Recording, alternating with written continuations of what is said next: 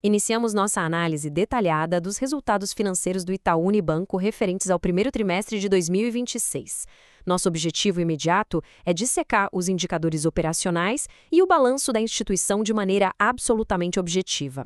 Basearemos todas as nossas conclusões estritamente nos dados oficiais reportados ao mercado. A estrutura desta análise está dividida em 6 pilares fundamentais. Passaremos pelo resumo executivo, receita e margem operacional, carteira de crédito com suas projeções, lucro líquido e eficiência, avaliaremos os riscos e perspectivas futuras e encerraremos com as considerações finais. Iniciamos nossa avaliação pelo resumo executivo, estabelecendo uma visão macroeconômica da rentabilidade do banco e do seu posicionamento consolidado como gerador de valor previsível no primeiro trimestre de 2026. O grande destaque inicial é o retorno sobre o patrimônio líquido, o ROI recorrente consolidado, que atingiu um notável patamar de 24,8%. Trata-se de um avanço expressivo de 2,3 pontos percentuais na comparação anual, um fator que assegura a manutenção da liderança em rentabilidade da instituição frente aos seus pares no setor bancário tradicional. Avaliando a linha final, o lucro líquido recorrente gerencial reportado foi de 12,28 bilhões de reais. Quando comparamos este número com o consenso de mercado estabelecido em torno de 12,5 bilhões, observamos que o resultado veio essencialmente em linha com as projeções analíticas. É um retrato claro de um trimestre bastante sólido e previsível, sem surpresas atípicas de alta, o que confirma o ritmo rigorosamente controlado de toda a operação. Avançamos agora para os indicadores de receita e margem operacional, lembrando que métricas corporativas tradicionais como o EBITDA não possuem aplicação prática no setor bancário. Para avaliar o topo da demonstração de resultados, utilizamos aproximações específicas do setor. O produto bancário totalizou 46,8 bilhões de reais. Esta composição inclui uma margem financeira gerencial de 32,3 bilhões, suportada por receitas de serviços de 11 bilhões e operações de seguros e previdência na casa de 3,5 bilhões. O fator de maior relevância aqui é a estabilidade impressionante da margem recorrente sobre o produto bancário, mantida firmemente na faixa de 26%. Observando a trajetória histórica dessas receitas, identificamos um crescimento anual de 4,5%.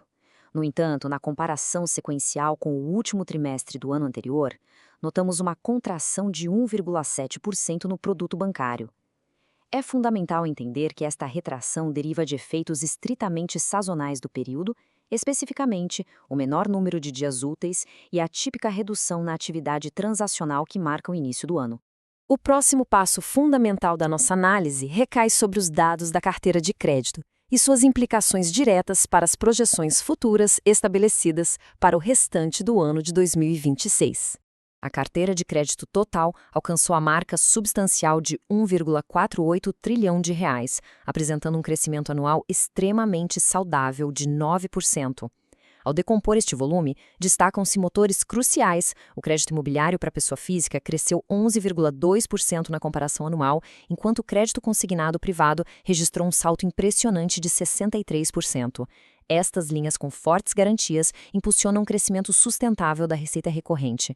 Paralelamente, os segmentos corporativos demonstram excelente tração operacional ao alavancar operações atreladas a programas governamentais de incentivo. O índice de capital nível 1, que mede a solidez financeira, situou-se em 13,4%, indicando um nível de capitalização bastante robusto. Este excelente colchão de capital atua como o alicerce principal para a execução do planejamento estratégico, assegurando que o crescimento projetado, que varia de 5,5% a 9,5% para a carteira total em 2026, ocorra com absoluta estabilidade sistêmica e controle rigoroso de riscos. Direcionamos nossa atenção agora para a linha final do balanço, analisando detalhadamente a interação complexa entre os resultados de lucro líquido e os rígidos controles de eficiência operacional. O crescimento anual do lucro líquido de 10,4% contrasta com uma leve contração sequencial de 0,3% em relação ao trimestre anterior. Esta queda marginal confirma a sazonalidade que discutimos há pouco. O recuo trimestral resulta não apenas da dinâmica operacional mais lenta, típica do primeiro trimestre, mas reflete também o efeito residual da forte antecipação na distribuição de dividendos executada ao final do ano anterior. O ponto de maior excelência deste balanço foi a mitigação da queda sequencial de receitas através de um controle de custos extremamente rigoroso.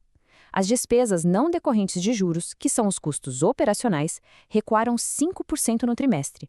Como reflexo direto dessa forte gestão sobre as despesas de pessoal, tecnologia e linhas transacionais, a instituição registrou um índice de eficiência consolidado impressionante de 37,1%. O que demonstra uma capacidade operacional formidável. Avaliamos agora o cenário de riscos iminentes e as perspectivas corporativas distribuídas ao longo dos horizontes de curto, médio e longo prazo.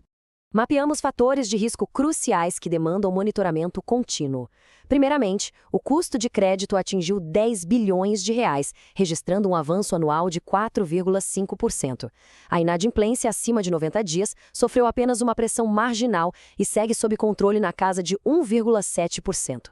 Outro ponto de atenção é a contração sequencial de 7,1% na linha de receitas de serviços, o que reforça a necessidade de manter fortes níveis de provisionamento. Por fim, considerando a atual avaliação de mercado, com múltiplos em 2,1 vezes o preço sobre valor patrimonial, o potencial de valorização acelerada no curto prazo apresenta-se substancialmente limitado. Organizando as expectativas em uma linha do tempo corporativa, o curto prazo exige um posicionamento de qualidade defensiva, navegando na atual trajetória da taxa Selic e na volatilidade do mercado. No médio prazo, a prioridade absoluta recai sobre a execução meticulosa do plano de metas para 2026, com o objetivo claro de sustentar o retorno sobre o patrimônio na casa dos 20%.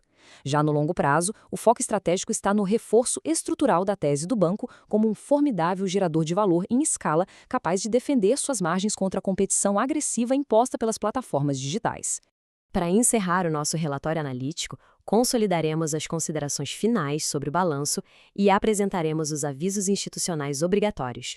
Em resumo, nossa tese institucional atesta que a corporação entregou mais um trimestre marcado por sólida estabilidade financeira. A rentabilidade acima de 20% mantida através de diversos ciclos econômicos confirma seu papel essencial de banco gerador de valor previsível. Deixamos, portanto, uma reflexão analítica fundamental para os alocadores de capital. Até que ponto a enorme escala estabelecida continuará blindando estas margens invejáveis perante uma inevitável compressão sistêmica no setor financeiro ao longo desta década? Ressaltamos rigorosamente que todo o material apresentado possui caráter estritamente informativo. Esta análise não constitui e não deve ser interpretada como qualquer recomendação ou solicitação de compra ou venda de valores mobiliários. Pontuamos também que desempenhos passados não garantem rentabilidade futura. Para garantir acesso contínuo a dados perenes e análises estruturadas para a otimização de decisões corporativas, inscreva-se no canal Você Especialista.